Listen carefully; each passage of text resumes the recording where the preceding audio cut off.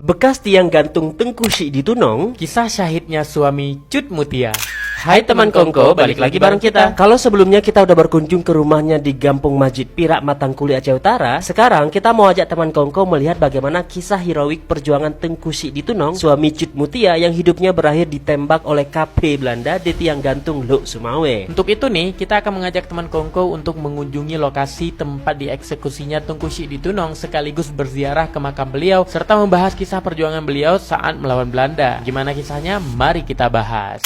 Jadi nih teman Kongko, Tengku Syik di Tunong merupakan suami kedua dari Cut Nyak Mutia atau yang lebih dikenal dengan Cut Mutia, salah satu lambang kehebatan wanita Aceh sepanjang masa. Nah, mengenai siapa suami pertama Cut Mutia nanti kita bahas dalam video khusus ya teman Kongko. Sebab dalam video kali ini kita fokus dulu nih ke kisah Tengku Syik di Tunong agar durasinya nggak bikin teman Kongko boring nih. Nah, Tengku Syik di Tunong bernama asli Tengku Cut Muhammad. Namun kemudian dipanggil Tengku Syik di Tunong sebab beliau ditugaskan untuk menjadi pemimpin di bagian Tunong di kawasan Keretau. Beliau ditangkap pada 5 Maret 1905 saat sedang menuju ke Lok Sumawe bersama dengan teman seperjuangannya yaitu Tengku Dibuah. Penangkapan ini dilakukan oleh Letnan Van Vuuren. Penangkapan ini adalah karena Tengku Syik di Tunong dituduh menjadi dalang dari penyerangan di Merandih Paya, Aceh Utara yang menyebabkan banyak pasukan Belanda tewas. Setelah ditangkap, keduanya ditahan dalam penjara di Lok Sumawe selama 20 hari. Lanjut cerita, awalnya nih Tengku Syik di Tunong dijatuhi hukuman gantung. Namun kemudian hukuman itu diganti oleh Gubernur Militer Van Dielen di Banda Aceh dengan hukuman tembak meskipun tiang gantung telah dipersiapkan. Akhirnya Tengku Syik di Tunong pun dibawa ke tepi pantai pada 25 Maret 1905 untuk dieksekusi tembak.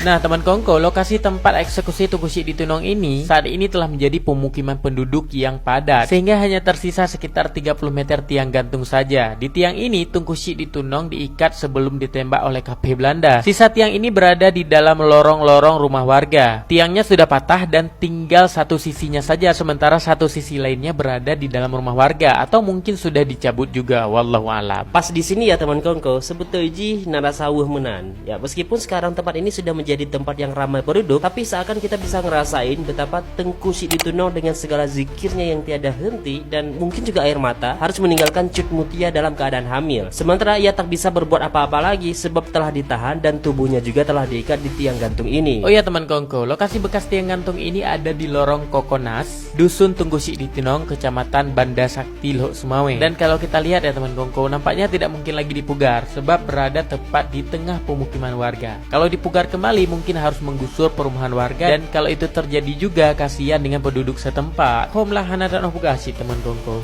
Lanjut cerita, jenazah beliau bersama dengan Tengku Dibuah kemudian dikebumikan di desa Mondudong, Lok Sumawe. Dan kini makam beliau berada di antara makam-makam warga lainnya dan ditandai dengan dibangunnya bangunan sebagai penanda. Terfikir nggak sih teman Kongko, kiban perjuangan urang Cik Tanyo Aceh jamun bak kepejuang nanggro nyawong getem korban. Sementara Tanyo Jino sebagian malah tatem peanco nanggro yang kagepedang dengan darah, ireuh dan imata urang jamun. Semoga Allah gebi surga ke mandum para syuhada. Amin ya rabbal alamin. Nah teman Kongko, kalau kira-kira ada informasi tambahan atau perbaikan, share di kolom komentar ya. Next kita bahas apa lagi? Narekom di komen be. Sampai jumpa di video lainnya.